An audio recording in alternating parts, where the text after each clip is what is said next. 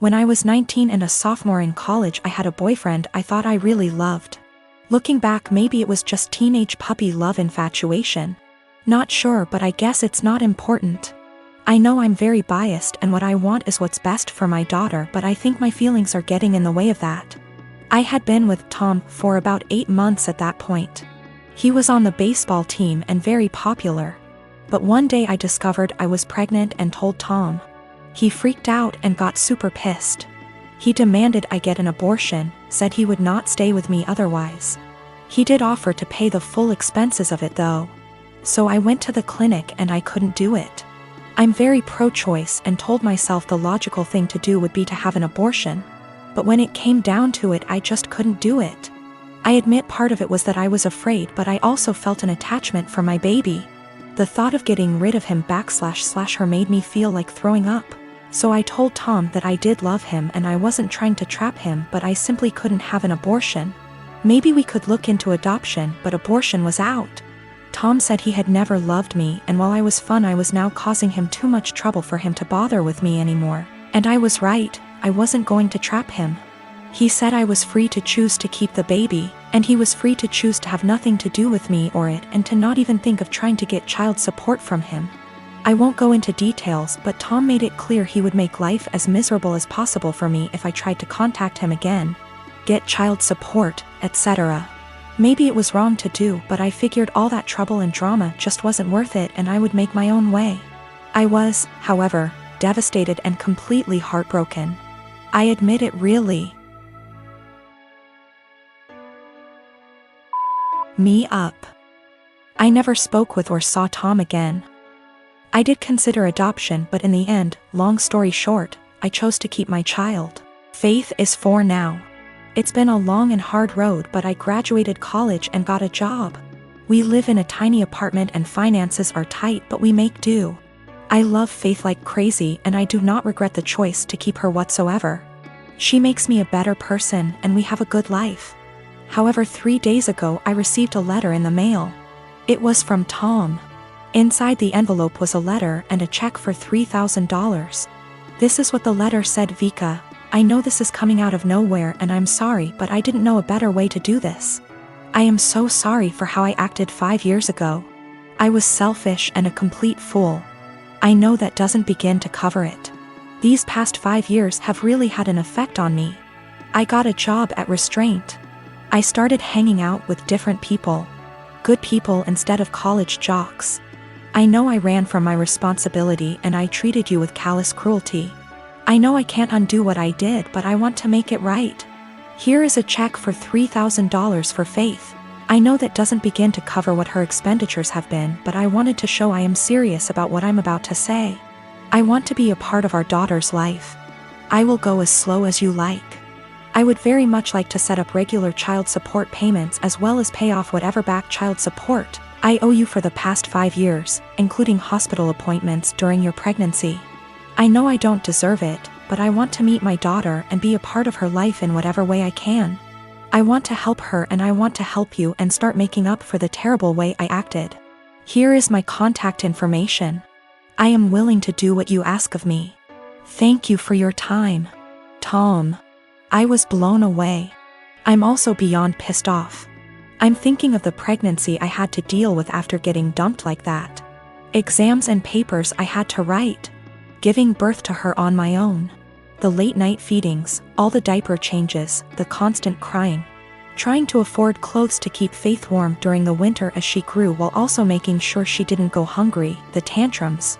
The first steps, first words, the potty training. He wasn't there for any of that, and now he just wants to come waltzing into her life like nothing happened. After doing whatever he felt like now that Faith is out of the unfunny baby years and she's a well-behaved child who can now carry on a conversation, and knows how to use toilet and doesn't wake up every 2 hours. Faith has started asking questions like, where is her daddy? How come she doesn't have a daddy? And I've been doing my best. I've been saying mommy doesn't know where daddy is, true until now. And she doesn't have a father because daddy wasn't ready to be one when she was born. Maybe that's the wrong answer, but I am doing my absolute best. I'm thinking of how Tom hurt me and bailed when life got hard. I can't stand the thought of him doing that to Faith. She's a sweetheart and quite sensitive. She doesn't understand unkindness. She makes friends with everyone and is very innocent. I've done my best to teach her to be a calm, kind, respectful person, and everyone loves her. However, I do know she needs a good male role model in her life, and I do feel guilty for not having one for her. I haven't had a boyfriend or dated since Tom because all my energy and focus has been on graduating college, getting a job, and being a good mother to my daughter. I never really thought about Tom much after Faith was born, but now that I am with this intrusion into our lives, I think I hate and despise him. I want him to just go away. I wanted to not even cash the check and to tell him to take his money and shove it, but my parents and close friends reminded me that that is Faith's money and she is entitled to it, and I agree. At minimum, I want to get some child support going because Faith deserves all the financial assistance and opportunities she can get. However, I know if I get regular child support, Tom will want to be in Faith's life, and frankly, I don't want that. I don't want him to hurt her and bail when life gets hard, because it is when you have a kid. I also feel like he doesn't deserve her. 4-year-olds are a lot more fun than infants. How convenient he suddenly shows up and wants to be a dad when the hardest part is out of the way. But I honestly do want what's best for Faith.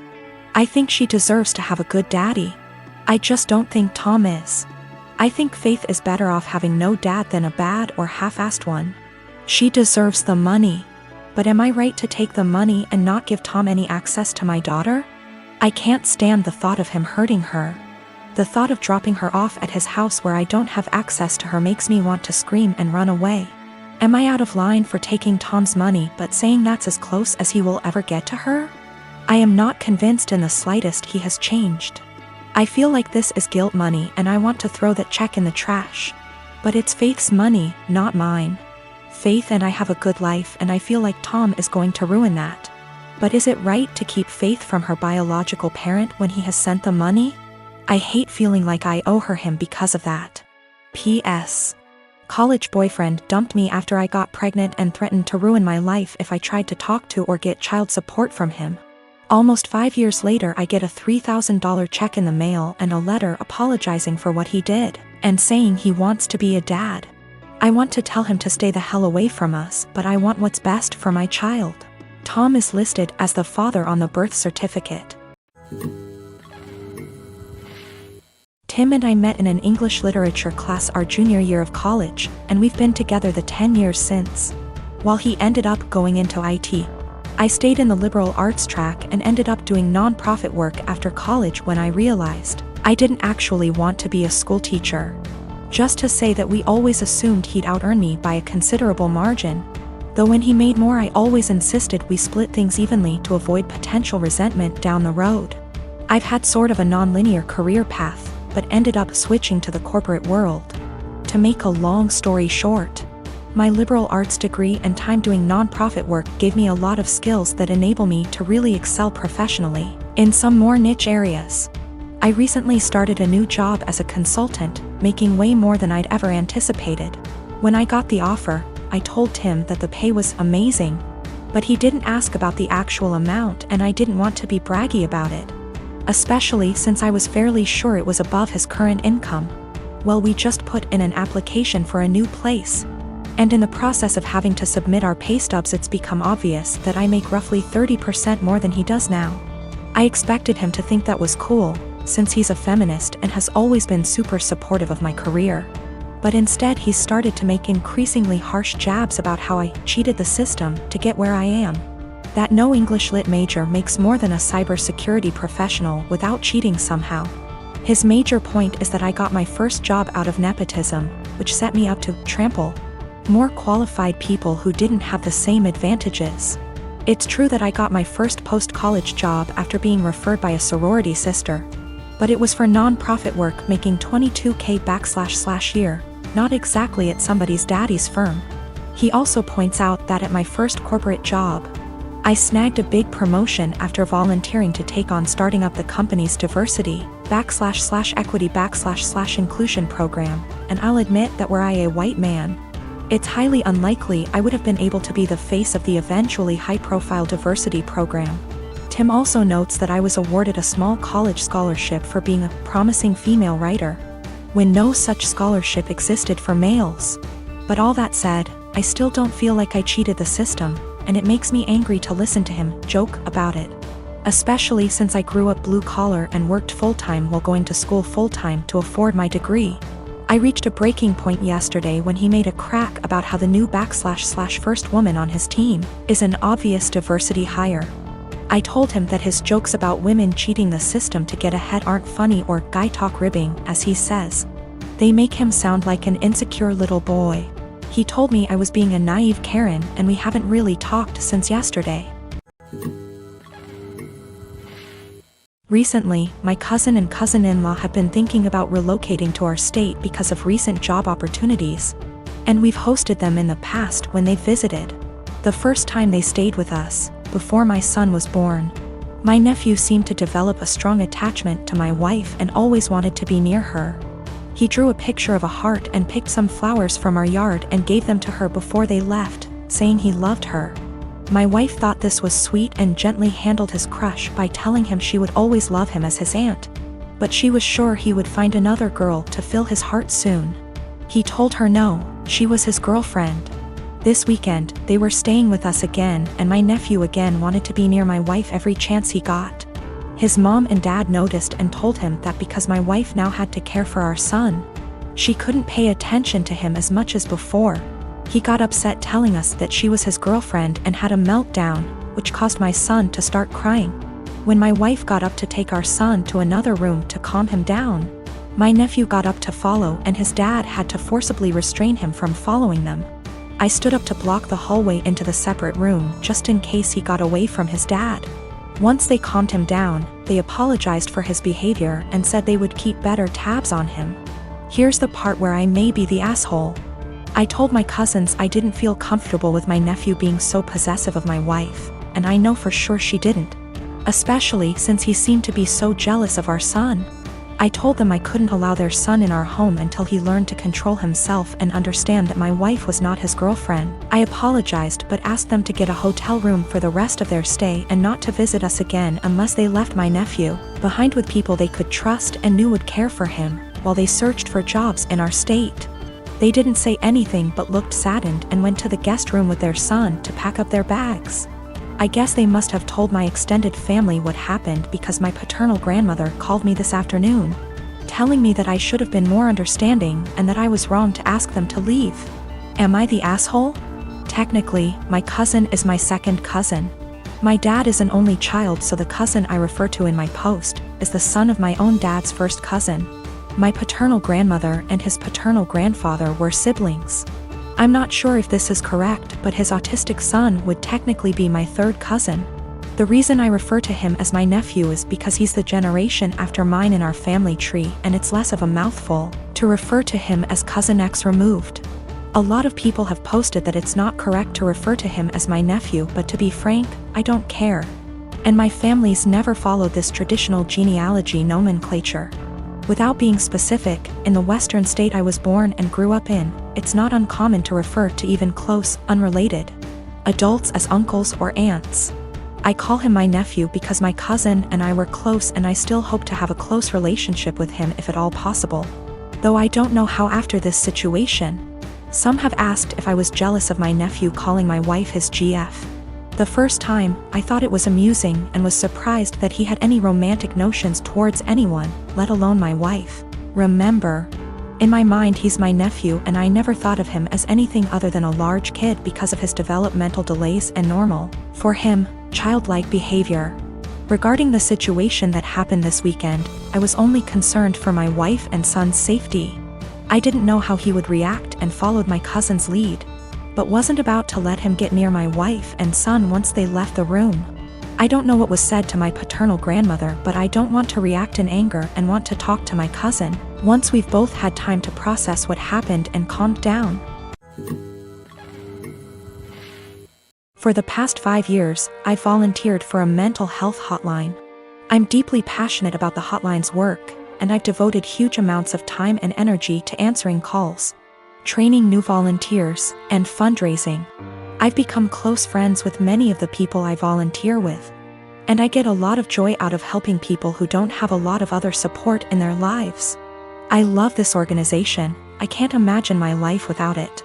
Today, the head of the organization sent out an email announcing that they've hired a new volunteer coordinator. The girl who relentlessly bullied me in high school and made my life a living hell. I was completely blindsided. I moved across the continent after graduating from high school, and I have no idea how or when this girl moved to my city.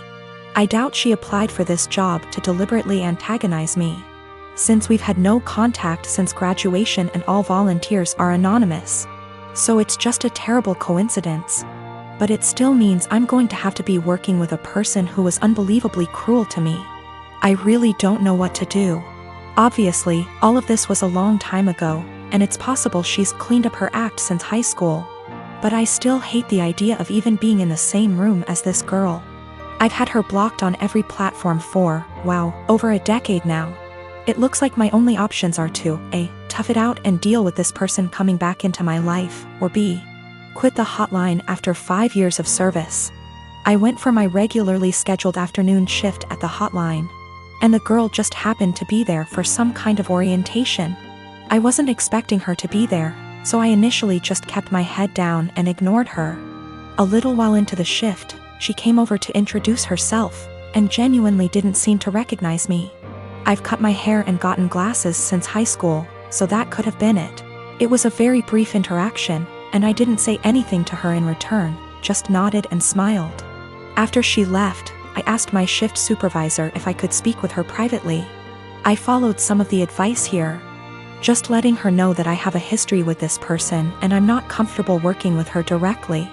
The shift supervisor was very understanding and said that she could arrange for me to only serve shifts when the girl isn't supervising. She also offered to let me schedule my shifts through her instead of through the girl, which I appreciated. Unfortunately, it seems like there will be an unavoidable level of casual interaction, given that the girl is working in the facility on a full-time, 9-to-5 basis. I think I'll be able to stick it out for now, but we'll see. The shift supervisor did ask me what I wanted to tell the girl. Vis-a-vis an excuse for my not wanting to be on shift with her, but I couldn't think of anything to say. So I left it up to her.